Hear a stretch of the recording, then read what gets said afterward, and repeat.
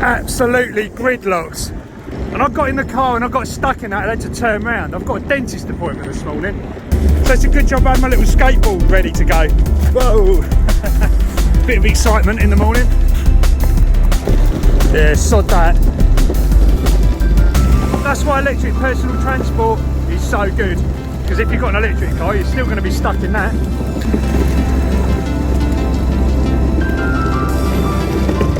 Nearly there, and I should be on time because I haven't got a park either. And that's always a nightmare, there's still traffic. Bye bye Polestar. Yeah, we're here. On time as well. All done, lovely and clean. This place reminds me of my old office. Look at those bad boys. Now I'll go and smash them on the pavement when I fall off this.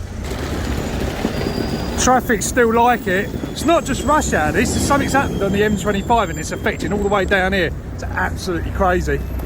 A cooking oil spill apparently on the M25. Ridiculous. What's mad is pretty much every single one of these cars has got one person in it. All that metal and all that energy being consumed just to move one person. Just imagine if that wasn't the case, how less cars there'd actually be on the road. We need a better solution, don't we? At least I didn't get stuck in all that traffic anyway. You know, the problem with EVs at the moment is they're just so big because they've got to cart around this massive battery. And I've just kind of come across an article about Toyota and their new solid state battery, which could be quite interesting because that will be a game changer. It will open the door for smaller cars, higher power stuff, you know, electric sports cars, which I'm waiting for. You know, I want something small and quick that can handle well, not like, you know, a Tesla, great in a straight line. All these big SUVs, they just don't handle well. And they're not, you know, you're carting around this huge, great, the batteries are just so heavy. I think they make these cars too big and too bulky and they don't drive well at all. I'd also like to see more modern, smaller cars like this, the Renault Twizy. You know, it's shown its age a little bit now in the whole electric world, but still massively functional little car. You can whip down the town in that. You know, it doesn't take a lot of energy to charge. It doesn't take a lot of energy to actually move the thing with you in it.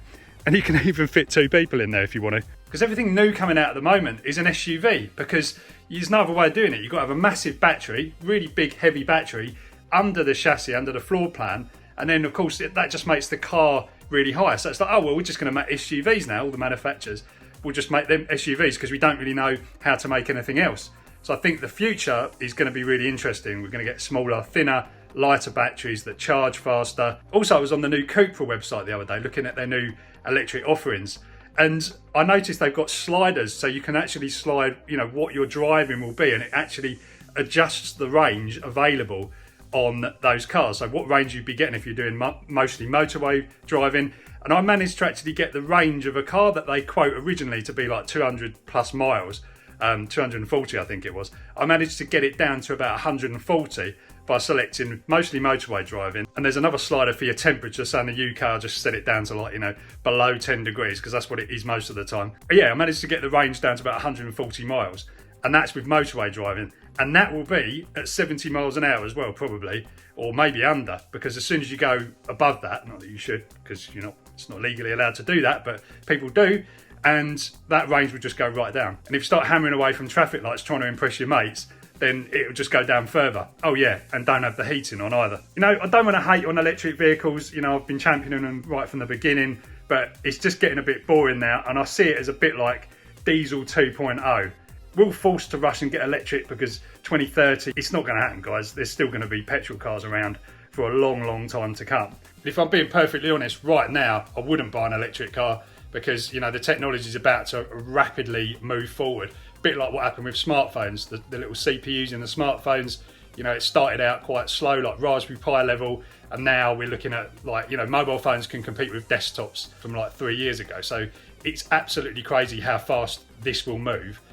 So if you have to buy an electric car for whatever reason, ULEV zones and getting into London or whatever, then just lease one. I mean, most people probably do anyway because they're just so blooming expensive. And if you think you're getting great performance from an electric car, then well, it's pretty average because a lot of them are dumbed down. The suspension isn't great. They're not designed like sports cars, so they've just got a lot of torque, which gives you the sensation of it actually being fast. But after a little while, it just gets boring.